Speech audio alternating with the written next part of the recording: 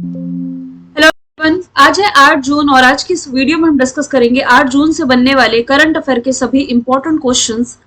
Revision कर लेते हैं कल के इंपॉर्टेंट क्वेश्चंस का, जहां हमने देखा था कि क्वाकरली साइमंड्स वर्ल्ड यूनिवर्सिटी रैंकिंग जो 2025 की रिलीज की गई है, आईआईटी बॉम्बे टॉप पर है, ओवरऑल एमआईटी टॉप पर है। अभी जो वर्ल्ड एनवायरमेंट डे मनाया गया, इस मौके पर प्राइम मिनिस्टर नरेंद्र मोदी ने एक पेड़ मां के नाम अभियान की शुरुआत की। हरियाणा गवर्नमेंट ने रिसेंटली एयर पोल्यूशन से निपटने के लिए वर्ल्ड बैंक द्वारा वित्त पोषित 10,000 करोड़ की परियोजना की शुरुआत की है। रिसेंटली केदार जाधव, पूर्व भारतीय क्रिकेटर जिन्होंने क्रिकेट के सभी फॉर्मेट से संन्यास ले लिया है, और अभी हाल ही में इंदौर लोकसभा क्षेत्र ने सर्वाधिक नोटा मत प्राप्त करने का रिकॉर्ड बनाया है। नोटा मतलब कि none of the above. Recently जो 2023-24 का साल था, इसमें भारत का तीसरा सबसे बड़ा गंतव्य बनकर के उभरा नीदरलैंड, जो कि एक यूरोपियन कंट्री है। टॉप पर अमेरिका, फिर यूएई है। इंटरनेशनल क्रिकेट में 600 सिक्सेस लगाने का रिकॉर्ड ये बनाया है रोहित शर्मा ने। सुप्रीम कोर्ट बार एसोसिएशन के नए अध्यक्ष कपिल सिब्बल बने हैं और आईडीएफसी फर्स्ट बैंक का पहला पूर्णकालिक निदेशक केकी मिस्त्री को चुना गया है। तो ये सभी क्वेश्चंस हमने कल पढ़े थे। शुरू करते हैं आज का हमारा पहला सवाल। सवाल है, ब्रिटेन में नए नोट जारी हो गए हैं, इस पर किसकी तस्वीर छापी गई है? तो आंसर इसका हो जाएगा किंग चार्ल्स तृतीय का, ऑप्शन नंबर बी। क्योंकि आपको मालूम होना चाहिए, अभी रिसेंटली नहीं कहेंगे, अभी लास्ट ईयर ही यहाँ की जो क्वीन थी एलिजाबेथ द्वितीय, इनका निधन हुआ और वहां के बैंकों पर इन्हीं की तस्वीर जारी की जाती थी। लेकिन अब ये चेहरा बदला जा रहा है।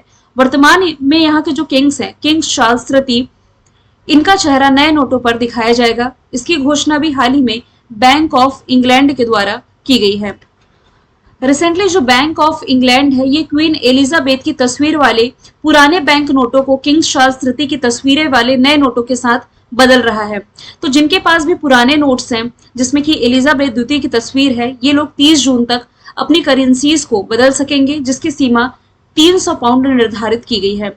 बात की जाए यदि यूके की, इसकी कैपिटल हो जाएगी लंदन। और आपको मालूम होगा, अभी हाल ही में जो ग्लोबल ट्रैफिक इंडेक्स रिलीज किया गया था, दुनिया का सबसे भीड़ भाड़ वाला शहर ये लंदन ही रहा है। ओवरऑल यदि हम कहें भारत का कौन सा शहर टॉप पर है, तो बैंगलोर रहा है। ओवरऑल बैंगलोर 6वें स्थान पर है। लंदन टेम्स नदी के किनारे है। यहाँ के प्राइम मिनिस्टर ऋषि सुनक है, जो कि कंजर्वेटिव पार्टी से बिलोंग करते हैं। और आप ये भी रिलेट कर सकते हैं कि क्लाइमेट इमरजेंसी लागू करने वाला दुनिया का पहला देश ये हो जाएगा ब्रिटेन ही। इसके अलावा करंट अफेयर में मैंने बताया था कि 100 टन सोना जो भारत के पास वापस आ रहा है, ये यूके से ही आ रहा है और ये सुरक्षित रखा गया है आरबीआई के भंडारण में। लंदन की यदि आप लोकेशन देखें ना, यूके की कैपिटल है। ये ऑरेंज कलर का एरिया मैप में आप देख रहे हैं, ये यूके वाला हिस्सा है। इसके जस्ट नीचे में आप देख पा रहे हैं फ्रांस। यूके और फ्रांस के बीच में इंग्लिश चैनल है।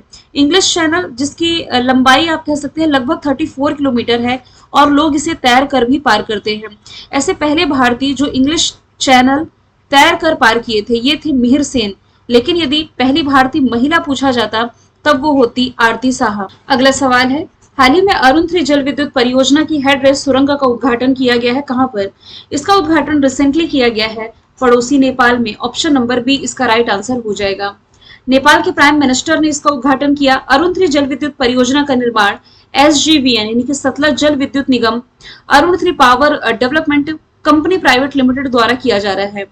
ये नेपाल में अरुण नदी बेसिन पर 2200 मेगावाट की 3 जल विद्युत परियोजनाओं का क्रियान्वयन कर रहा है।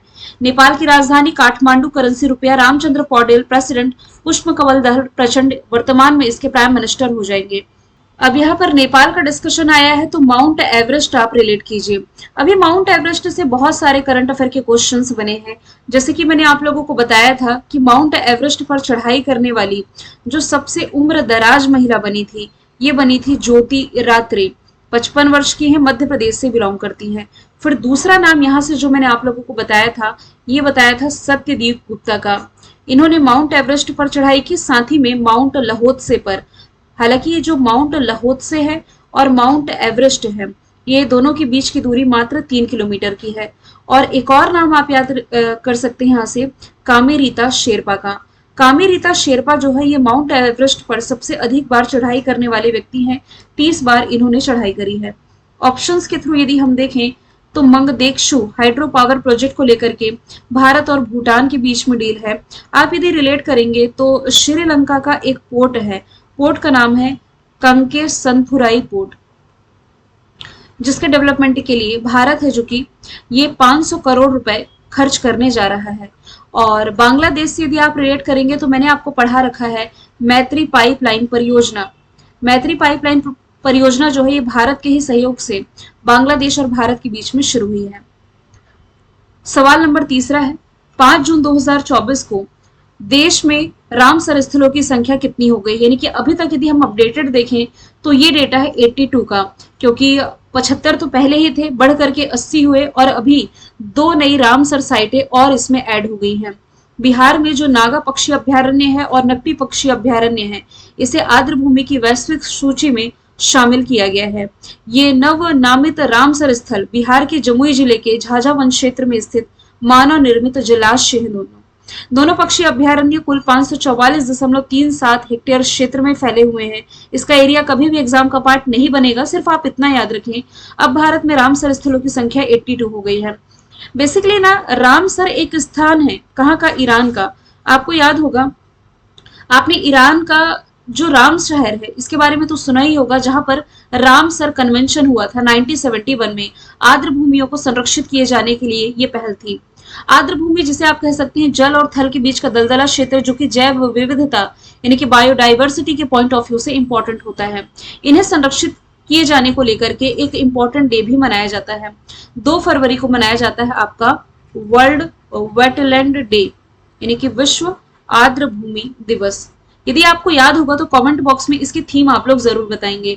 तो अब देश में रामसर स्थलों की संख्या ये 80 से बढ़कर हो गई है 82। सवाल नंबर चौथा है हाल ही में अंतरिक्ष यात्री का नाम क्या है जिन्होंने अंतरिक्ष में 1000 दिन बिताए हैं और ऐसा करने वाले ये पहले व्यक्ति बने हैं? तो ये बन गए हैं ओलेग कोनुंगो। इनके नाम का डिस्कशन पहले भी आया था। ये रशिया के अंतरिक्ष यात्री हैं। इन्होंने अंतरिक्ष में कुल 1000 दिन बिताने का रिकॉर्ड बनाया है। कोनिंगो जो है ये इंटरनेशनल स्पेस स्टेशन के लिए वर्तमान मिशन जो कि 15 सितंबर 2023 को शुरू हुआ और 23 सितंबर 2024 को ये समाप्त होने की योजना है, और जिससे कक्षा में बिताए गए यानी कि ऑर्बिट में बिताए गए उनके कुल दिनों की संख्या 1110 हो जाएगी। उनका पहला इंटरनेशनल स्पेस स्टेशन के लिए एक्सपीडिशन 17 था, जो अप्रैल 2008 में लॉन्च किया गया था।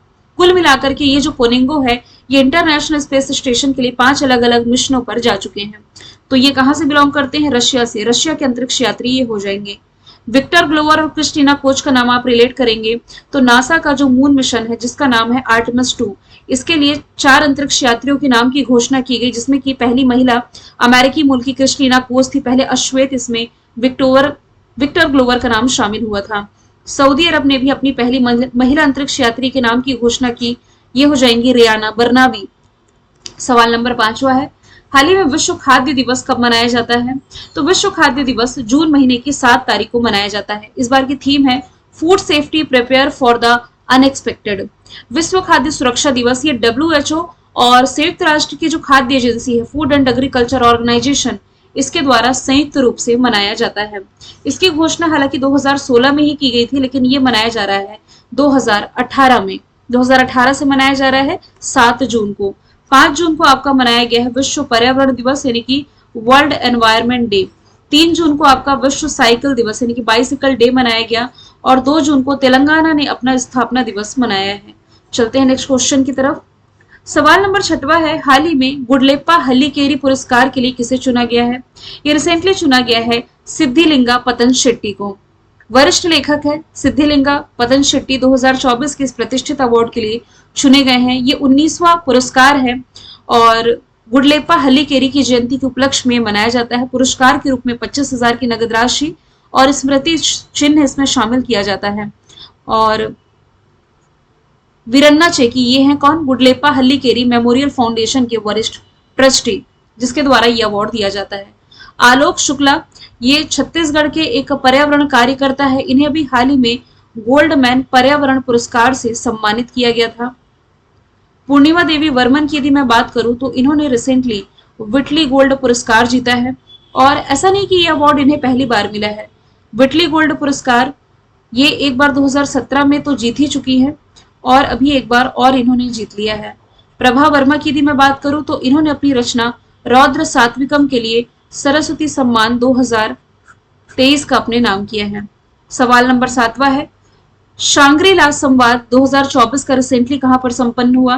तो यह आयोजित किया गया था सिंगापुर में। ऑप्शन नंबर बी इसका राइट आंसर हो जाएगा। जून के महीने में ही संपन्न हुआ। 31 मई से 2 जून तक ये सांग्री-ला होटल सिंगापुर में आयोजित किया गया था। संवाद में दुनिया भर के 100 से अधिक प्रतिनिधियों ने पार्टिसिपेट किया, जिसमें कि सुरक्षा चुनौतियों पर चर्चा की गई और नए दृष्टिकोण की खोज की गई। सिंगापुर की capital Singapore city, currency dollar. Lawrence Wong यहाँ के प्रधानमंत्री हैं।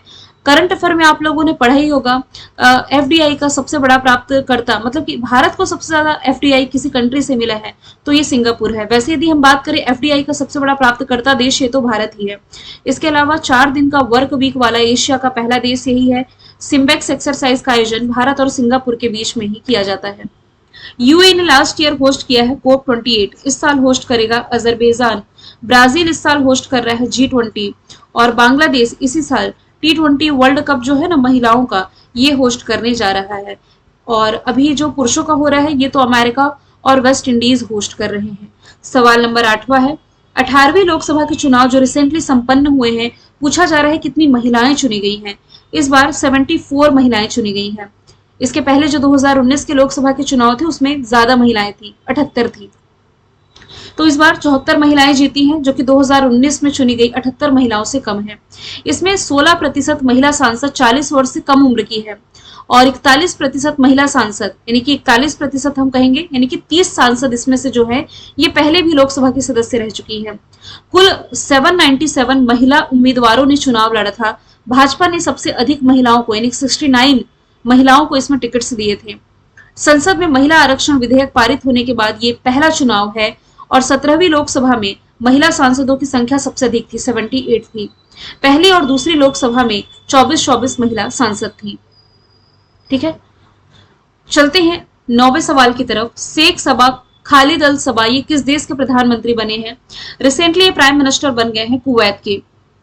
कुवैत के शासक अमीर शेख मेशाल ने गद्दी संभालने के करीब 6 महीने बाद देश के नए युवराज का नाम घोषित किया है।